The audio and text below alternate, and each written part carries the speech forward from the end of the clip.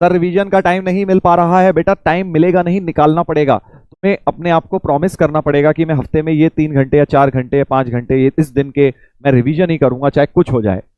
तो वैसे मिलता है टाइम, तो अब इस समय किसी चीज का मिलेगा नहीं, तुम्हें निकालना पड़ेगा। तुम्हें मैच देखने का टाइम मिल रहा है, स्कोर देखने का टाइम मिल रहा है ना, और भी दुनिया भर की सारे काम चल ही रहे हैं, तो फिर भाई रिवीजन का टाइम क्यों नहीं? अपने आप को टाइम दीजिए कि मैं सपोज एग्जाम्पल दे रहा हूँ, सैटरडे को रात को 9 से 11 बजे बस रिवीजन करूंगा और कुछ नहीं करूंगा, या ट्यूसडे को रात के 9 से 11 रिवीजन करूंगा, या दोपहर के सुबह के 9 से 10, जो भी तुम्हारा टाइम है जो तुम्हें सुटेबल लगे, जिसमें तुम्हें क्लास नहीं करनी होती वो वाला।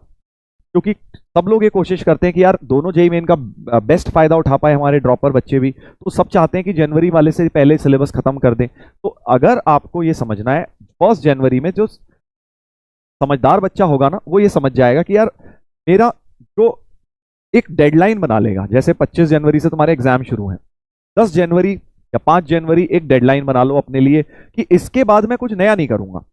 उससे पहले प्रॉपर करो, उससे पहले रिवीजन की ज्यादा टेंशन मत लो, जितना हो पा रहा है करते जाओ, बट 10 तारीख या 5 तारीख के बाद मैं सिर्फ रिवीजन करूंगा, 2-4 चैप्टर छूट जाएंगे, इट इज ओके, अप्रैल वाले में उन्हें देख लूंगा मैं, बट फर्स्ट जेईई मेन में एटलीस्ट मैं 80% सिलेबस भी करके जा रहा हूं, उसे ढंग से रिवाइज करके जाऊंगा।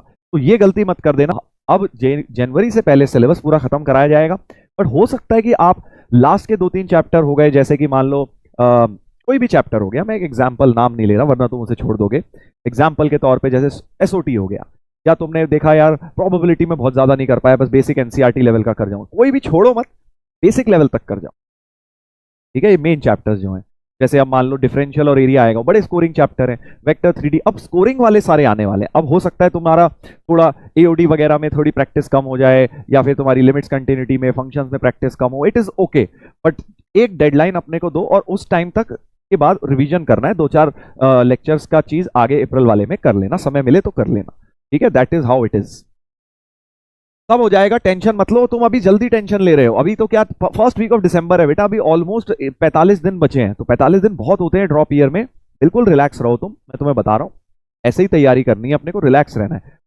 5 तारीख तक अपने को डेडलाइन दे दो, या 5 या 10 तारीख तक मैक्सिमम। यस, डरना नहीं है सर, डर लग रहा है, डरना क्यों है यार, डरना क्यों है? एक बात बताओ, जब तुमने तैयारी अच्छी तरह करी है तो पॉजिटिव रहो इस टाइम। इस टाइम अगर कोई तुम्हारा दुश्मन है ना, तो वो तुम खुद ही हो सकते हो। ड्रॉप ईयर में लास्ट के 1-2 महीने में कोई दुश्मन नहीं है तुम्हारा सिवाय तुम्हारे थॉट्स के। एक्स्ट्रा ओवर थिंकिंग अगर करोगे तुम्हारा पेपर खराब होगा बेटा। पॉजिटिव रहिए, और जो प्रॉब्लम्स है उन्हें उसके सोल्यूशन निकालिए, रादर देन ओवर थिंकिंग करने के। इस समय ओवर थिंकिंग बिल्कुल नहीं करनी, हो रही है तो उसको पॉजिटिव फ्रेम ऑफ माइंड में लेके आइए, होगा थोड़ा बहुत, बट उसको मेंटली इतने स्ट्रांग रहिए कि आप उनको ओवरकम कर पाए। जनवरी के क्वेश्चन कितने आसान है, तुम्हें बहुत मिलेंगे ऐसे, मैं तुम्हें बता रहा हूं, January is going to be easier than अप्रैल।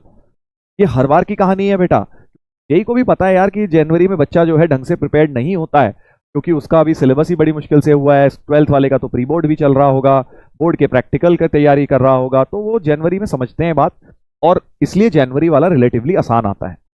2023 में भी यही हुआ था, 24 में भी यही हुआ था, 25 में भी यही हुआ था, 22 में तो खैर हुआ ही नहीं था जनवरी में कोविड की वजह से। तो आप बिल्कुल निश्चिंत रहिए, जो आपने पढ़ रखा है उसको अच्छी तरह पढ़ के बस चले जाइएगा। आई एम श्योर आपका अच्छा होगा paper. Positive frame of mind में रहना है, ओके।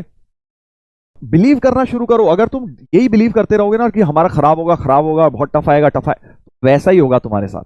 और अगर तुम ये बिलीव करना शुरू करोगे कि नहीं सर हमने तैयारी अच्छी करी है, हम रिवीजन भी अच्छी तरह करेंगे, हम पेपर भी अच्छी तरह देंगे, तो क्यों नहीं होगा? अरे भाई नॉर्मल इंसान ही तो क्लियर करता है जेईई, तो हम भी तो नॉर्मल इंसान है, हम क्यों नहीं कर सकते? फिर हमने भी तो तैयारी अच्छी करी है। ऐसे पॉजिटिव सोचना होता है। मैं बता रहा हूं तुम्हें, पॉजिटिव रहने का बहुत बेनिफिट होता है, और वो मैनिफेस्टेशन आपके माइंड में जो आप करेंगे वही आपके साथ होता है। मैंने तो इस बात को बहुत बार देखा है। मैं फर्स्ट जेईई वाले टाइम पे इतना नेगेटिव हो गया था, लास्ट मोमेंट पे 2 महीने में लास्ट के मेरा खराब हो गया पेपर, और सेकंड टाइम में मैं बिंदास देकर आया। मैंने कहा भाई अपनी तैयारी बढ़िया है, जब हमने टेस्ट में सब में अच्छा किया है, प्रैक्टिस टेस्ट में सिलेबस अच्छी तरह किया है, तो जेईई में भी अच्छा ही करेंगे, खत्म बात।